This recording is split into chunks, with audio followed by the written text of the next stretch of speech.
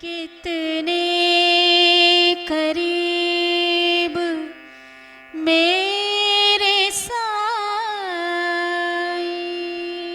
जय साईं राम।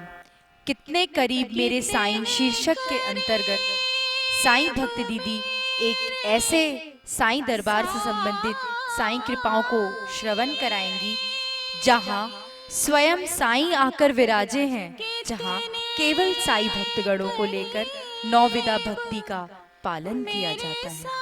जय साईं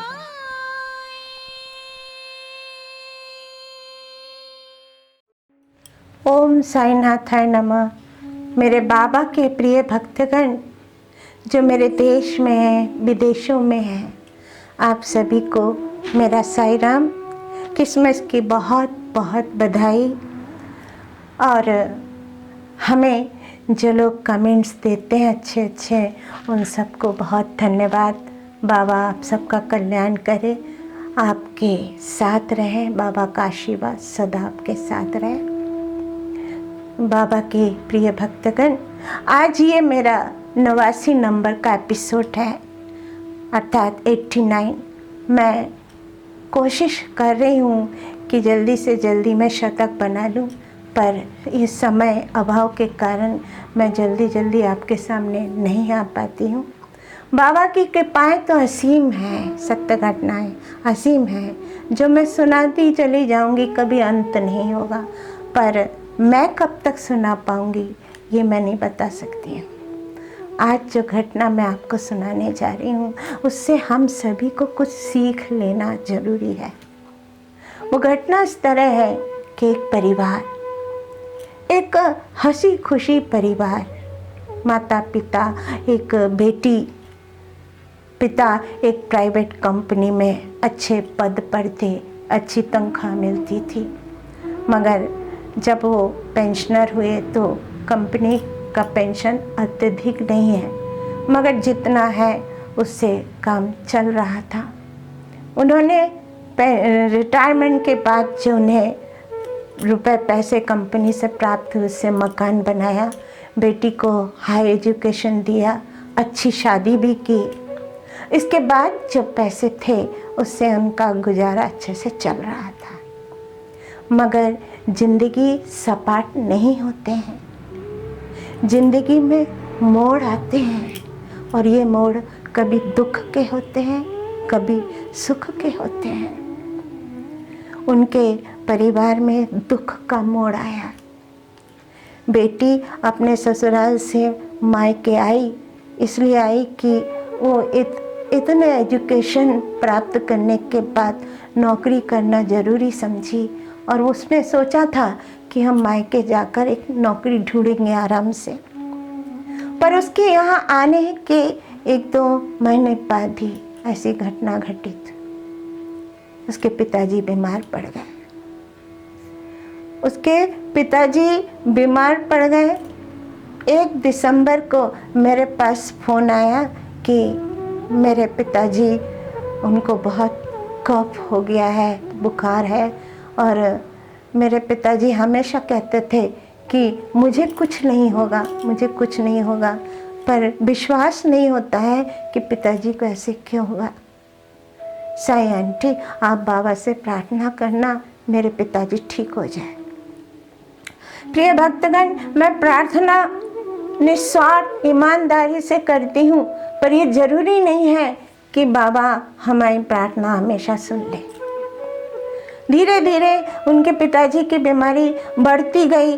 3 तारीख को उन्होंने कोरोना टेस्ट कराया। कारण ये था कि जो डॉक्टर उनको हमेशा 12 महीने जिस डॉक्टर के पास वो चेकअप कराते थे, फैमिली डॉक्टर, उनको फ़ोन कर के उनकी बच्ची हार गई, पर वो घर नहीं आए, उन्होंने उनकी चिकित्सा नहीं की। ना कोई डॉक्टर घर आए, ना अड़ोस पड़ोस वालों ने मदद किए। सबको यही शक था कि उनको कोरोना हुआ है। जब कोरोना नेगेटिव निकला तो देखिए, बाबा के प्रार्थना से इतना ज़रूर हुआ कि उनके ही विभाग में नौकरी अभी भी करते हैं 2 सज्जन, जिन्होंने उसके बच्ची को, मतलब मैं नाम बदल के बोल रही हूँ, अनिमा मित्रा को उन्होंने इतना मदद सहायता की कि उनके पिताजी को एक प्राइवेट डिस्पेंसरी तक ले गए, जहाँ डॉक्टर ने देखा और कहा नहीं, इन्हें तो अभी हॉस्पिटल में भर्ती कर दो। तो आनंद फानंद में जो अस्पताल उन्हें प्राप्त हुआ वहीं पर उनको भर्ती कर दिए गए।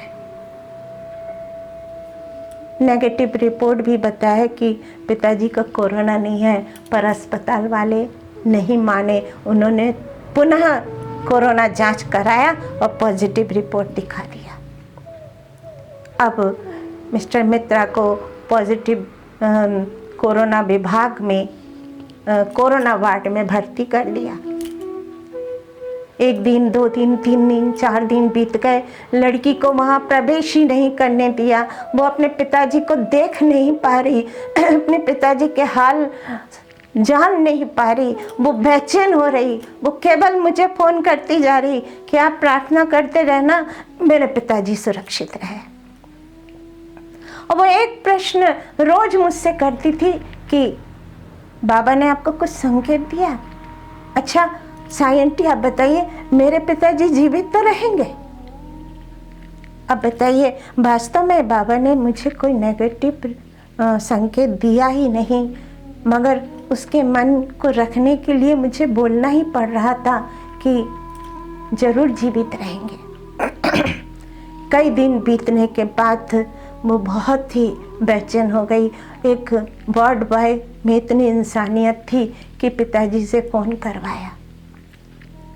जब पिता ने अपने बेटी को फ़ोन पे बताया कि यहाँ मैं इस अवस्था में पड़ा हुआ हूँ कि मेरे वस्त्र उतार दिए गए हैं और वो वस्त्र कोई धो के यहाँ दे नहीं रहा है, मैं सिर्फ डायपर में और कंबल ओढ़ के पड़ा हुआ हूँ, मेरे बाल बड़े हो गए हैं, मेरी दाढ़ी बढ़ गई है, नाखून बढ़ गए हैं, केवल दवाइयाँ मुझे दी जा रही है, मेरी व्यक्तिगत सेवा नहीं हो पा रही है। कि मैं अब तक तो मैं बाथरूम किसी तरह लड़खड़ाते हुए जा रहा था, अब मैं बिस्तर से उठ भी नहीं पा रहा हूँ। अगर मैं गर्म चाय मांगता हूँ तो मुझे चाय भी नहीं मिलती है, और मैं यहाँ का भोजन कर नहीं पा रहा हूँ, मैं भूखा ही रह रहा हूँ। अब मुझे भूख भी नहीं लग रही है। एक बेटी जिसने अपने पिता की दुर्दशा सुनने के बाद उसकी क्या हालत हुई होगी। वो रोते रोते मुझे फोन कर रही है कि साईं आंटी मेरे पिताजी को इस दुर्दशा से बचाओ, किसी तरह पिताजी को घर ले आना है। अब उनकी हालत इतनी बिगड़ चुकी थी कि घर आने का कोई आशा ही नहीं। पर पता नहीं बाबा की कृपा हुई या वो भी तो प्रार्थना कर रही थी, उसी के प्रार्थना को बाबा ने सुना। 21 तारीख को पिता को डिस्चार्ज करने के लिए डॉक्टर ने कहा।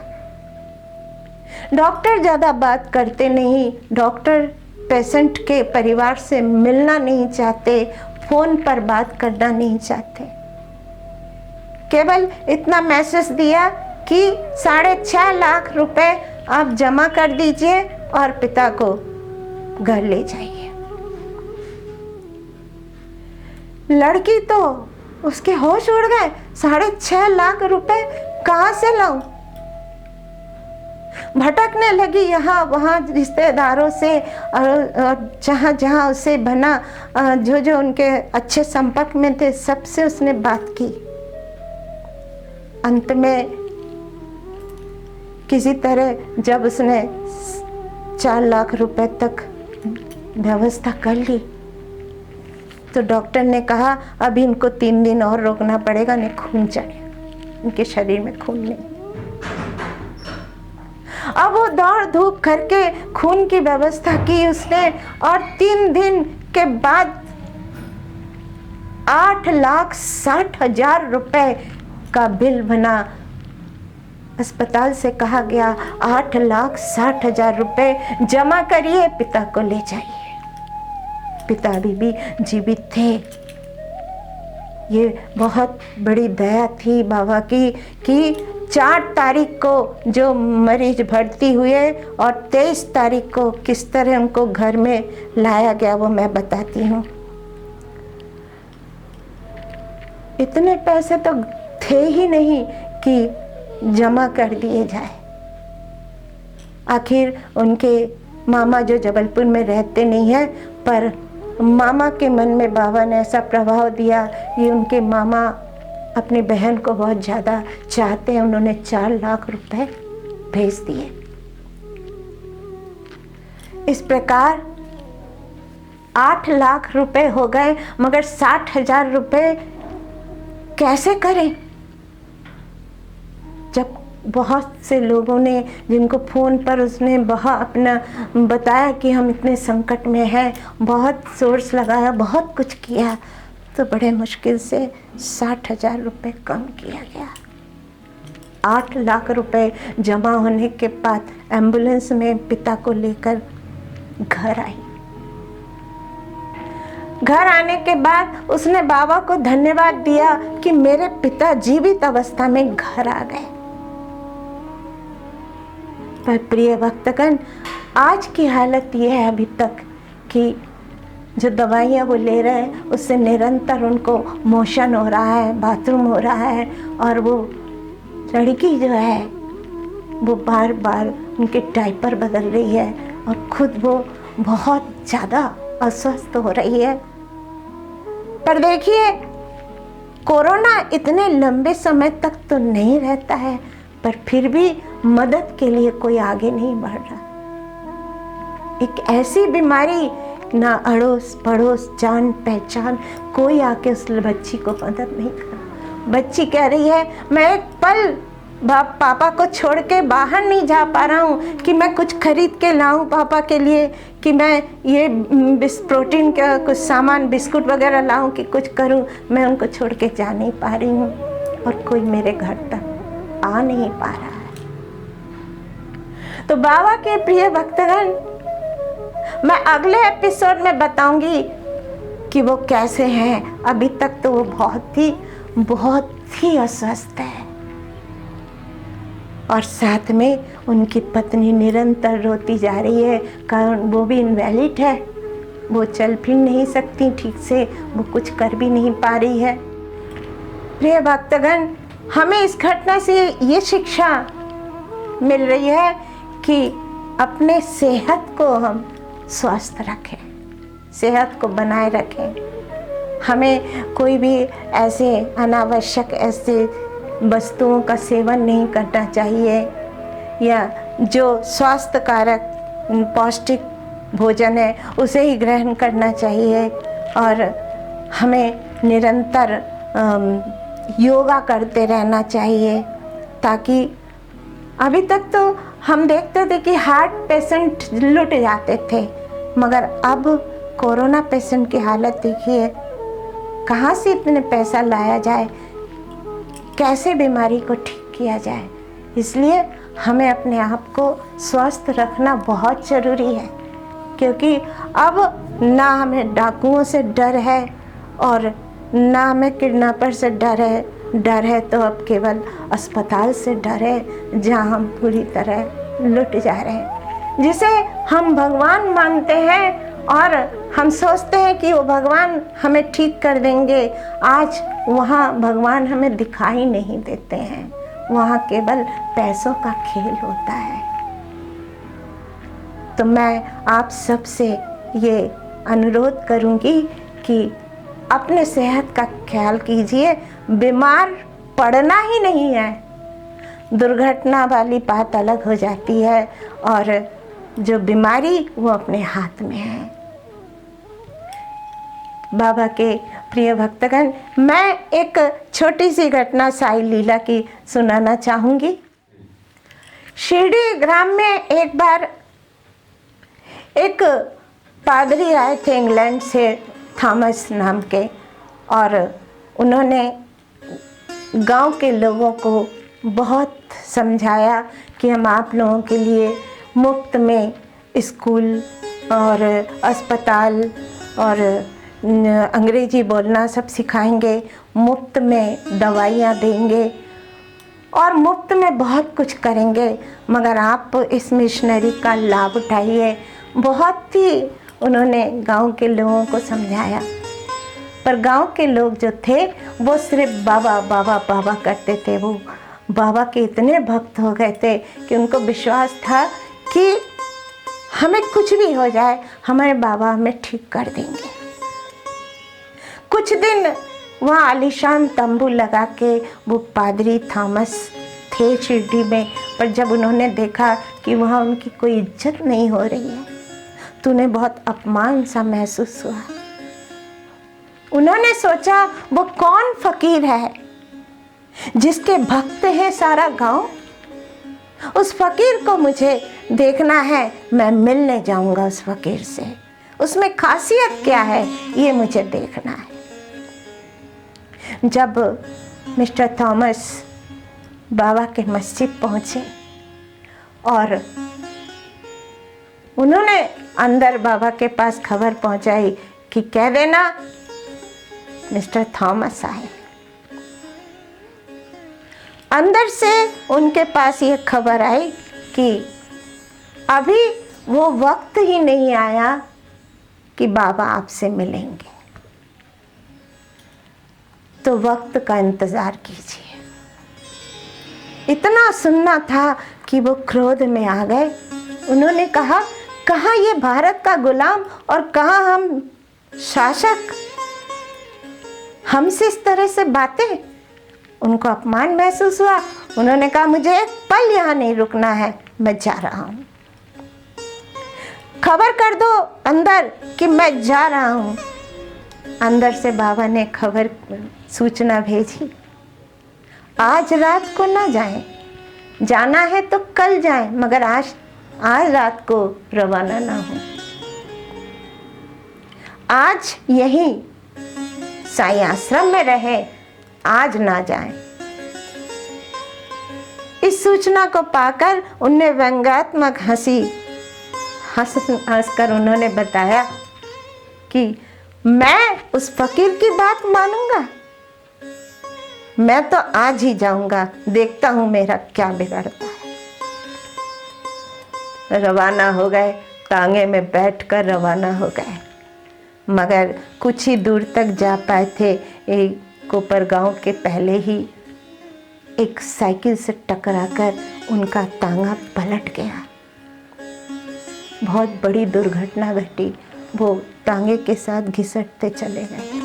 उनको बहुत गंभीर चोटें आई। लोगों ने उनको पास के अस्पताल में भर्ती कर दिया। करीब सप्ताह भर वो बेहोश जैसे थे, और जब उनकी हालत सुधरी, जब वो होश में आए, तो सुबह सुबह वो सपना देख रहे थे। वो ऐसा सपना कि आधे जगे हुए आधे नींद में वो देख रहे हैं, एक सफ़ेद वस्त्र में एक बुजुर्ग सामने खड़े हैं, सिर में साफा, तन में कफनी और कंधे में एक झोली, और मुस्कुरा रहे हैं और कह रहे हैं, अब भी विश्वास नहीं है मुझ पर?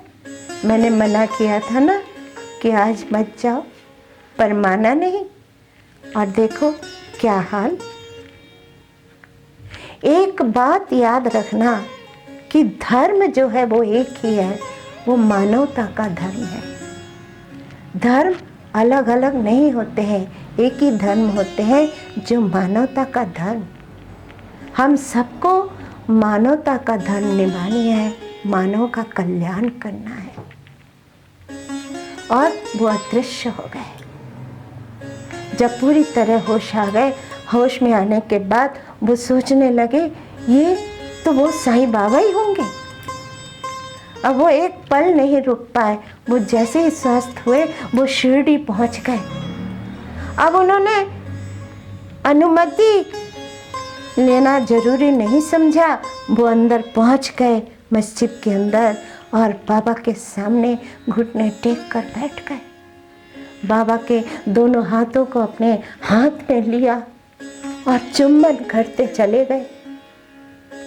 उन्होंने कहा कि आज मैं समझ गया हूँ कि मेरा कर्तव्य क्या है। मेरा कर्तव्य है एक ही धर्म का पालन करना है, वो मानव धर्म, कि जो कुछ करना है मानव की सेवा करना है। ओम साईनाथाय नमः। मैं आपको साईं सच्चरित्र से 4 लाइन सुनाऊंगी। आत्मज्ञान प्राप्त करने के लिए ध्यान अत्यंत आवश्यक है, और यदि तुम इसका निरंतर अभ्यास करते रहोगे तो कुप्रवृत्तियाँ शांत हो जाएगी। तुम्हें आसक्ति रहित होकर सदैव ईश्वर का ध्येय करना चाहिए जो सर्व प्राणियों में व्याप्त है। जब इस प्रकार मन एकाग्र हो जाएगा तो तुम्हें ध्येय की प्राप्ति हो जाएगी।